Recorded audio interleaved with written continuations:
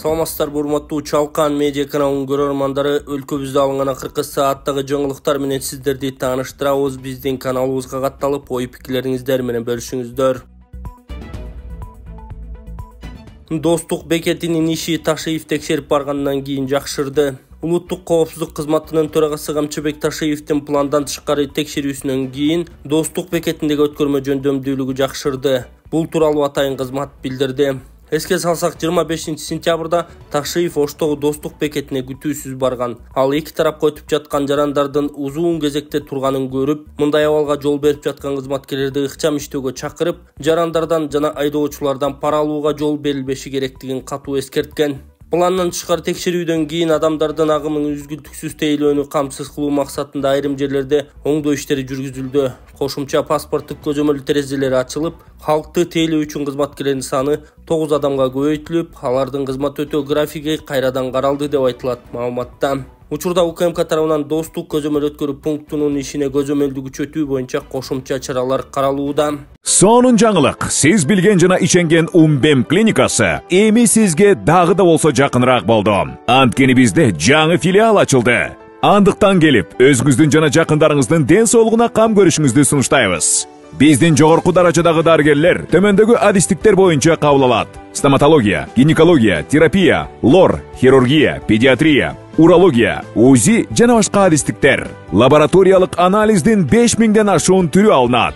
Жогорку даражадагы стерилизациялоо. Биздин дарек ВДНХ метросу, Кондратюка көчөсү 2. Телефон номерибиз 8925 103 22 55. Кабыл алууга алдын ала жазылып келүүңүздөрдү суранабыз. Умбем клиникасы. Сиздин ден соолугуңуз, биздин камкордук. Сот Эркин Мамбеталиевди 5-декабрга чейин камакта калтырды. Ысык Көл облусунун Каракол шаардык соту 27-сентябрда Крим төбөлдөлгөн Эркин Мамбеталиевдин бөгөт чарасын карап, аны 5-декабрга чейин камакта калтырды. Бул тууралуу Азаттыкка Ысык Көл облустук сотунун баспасөз кызматы 1-октябрда кабарлады. Маалымат караганда, Мамбеталиевдин камактагы мөөнөтүн узартуу боюнча атайын кызматтын тергөөчүсү өтүнүч келтирип, ал канааттандырылган. Эркин Мамбеталиевди 8 августта Бишкектин көчөлөрүнүн биринде улуттук коопсуздук боюнча мамлекеттик комитеттин кызматкерлери кармаганы кабарланган. Атайын кызмат 25-сентябрда Мамбеталиев баасы 5 миллион 716 миң 307 АКШ долларына 489 миллион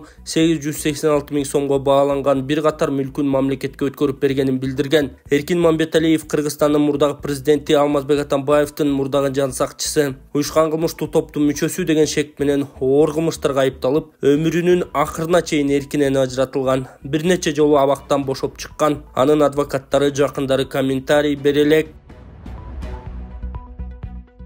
УКМК Бишкекте 9 миллион сомдук имарат мамлекетке кайтарылганын билдирди.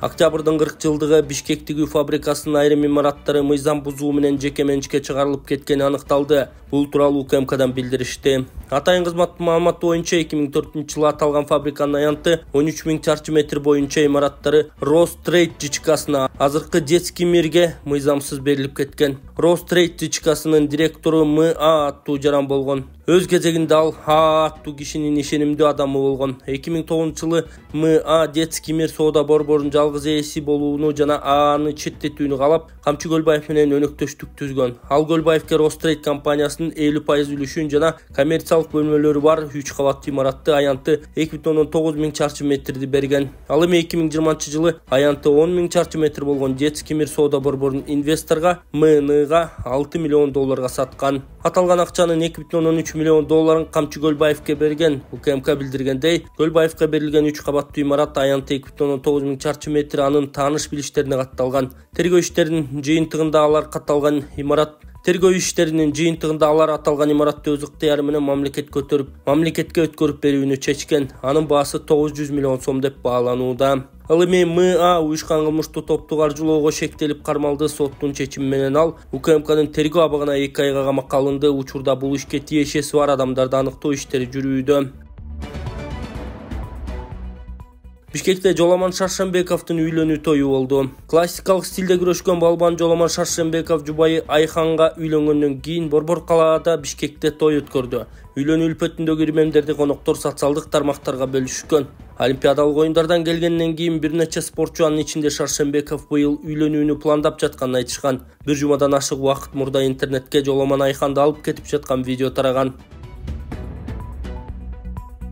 Жапаров Италияга болгон расмий иш сапарын Рим папасы менен да жолугат. Мамлекет башчысы Садыр Жапаров Италияга жана ыйык тактыга Ватиканга расмий иш сапары менен барат. Сапар 2-ден 4 октябрга пландалганын президенттин администрациясынын тышкы саясат бөлүмүнүн башчысы Муратбек Азымбакиев билдирди. 3 октябрда Италиянын президенти Серджо Маттарелла менен жолугарын айтышты. Андан сырткары аталган мамлекеттин министрлер кеңешинин төрагасы Джорджо Мелони, депутаттар палатасынын төрагасы Лоренцо Фонтана жана сенаттын төрагасы Игнацио Ла Русса менен эки тараптуу сүйлөшүүлөр пландалган. Италияга сапардын алкагында тараптар кыргыз-итальян мамилелеринин бүтүндөй комплексин жана алардын өнүгүү келечегин талкуулап, эл аралык күн тартип боюнча пикир алмашмакчы. Ал эми сапардын соңку күнүндө Рим папасы Франциск менен жолуганын билдирди.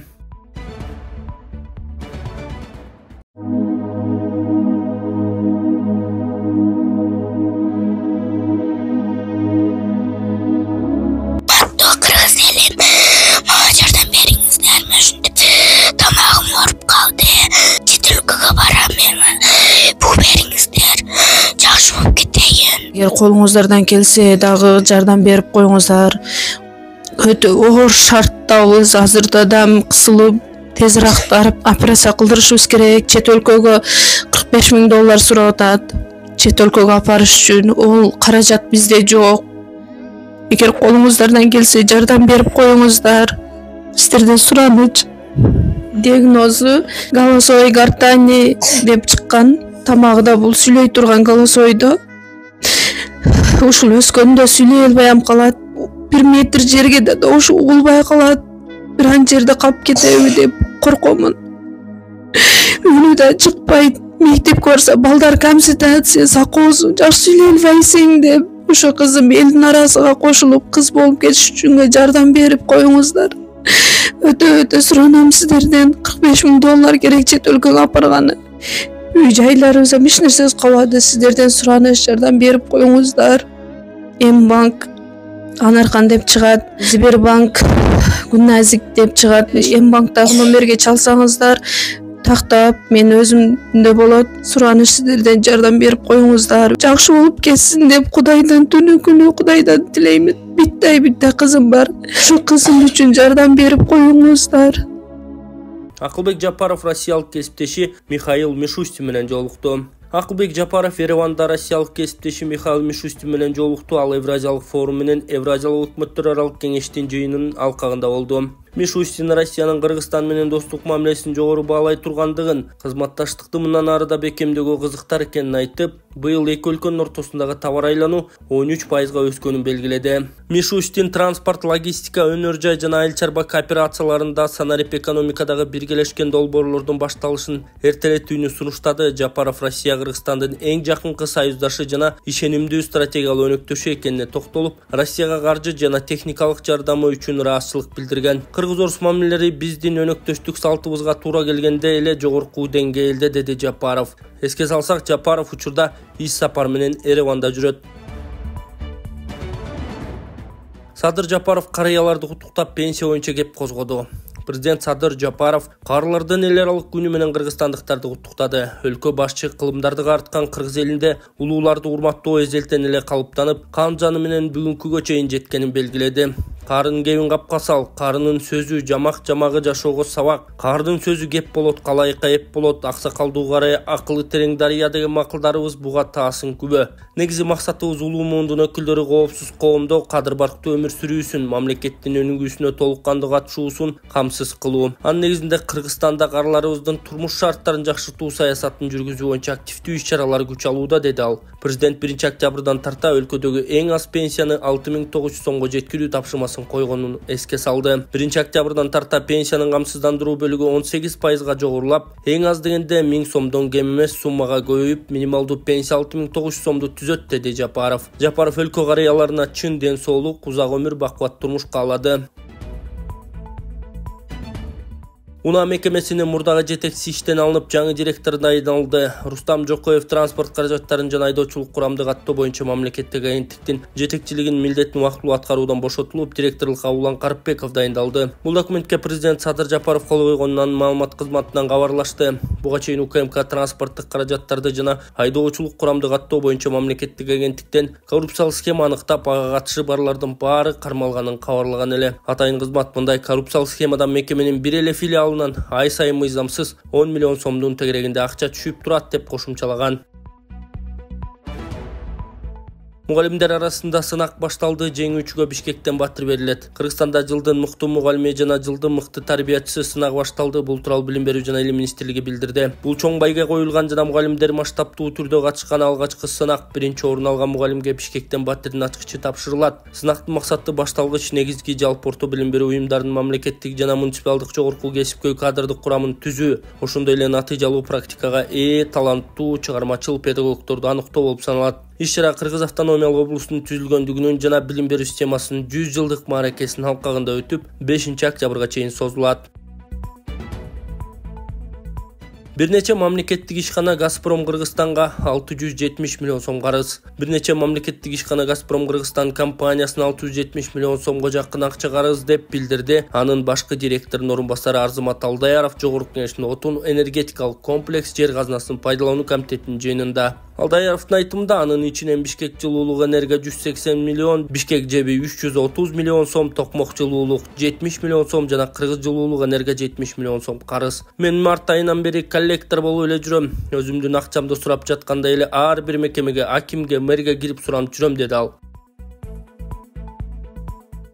Россияда Кыргызстандын маданият күндөрү өтөт. 17-23 октябрь күндөрү Россияда Кыргызстандын маданият күндөрү өтөт. Бул тууралуу Маданият, маалымат, спорт жана жаштар саясаты министрлиги кабарлады. Ага ылайык ведомствода жыйын болуп, анда министрлер кабинетинин төрагасынын орун басары Эдил Байсалов Казань, Татарстан, Москва, Санкт-Петербург жана Минск шаарларында Кыргызстандын маданият күндөрүн жогорку деңгээлде өткөрүү зарылдыгын белгилеген. Иш-чаранын жыйынтыгында тиешелүү кызматкерлер менен министрликке уюштуруу иштери боюнча бир катар тапшырмалар берилген.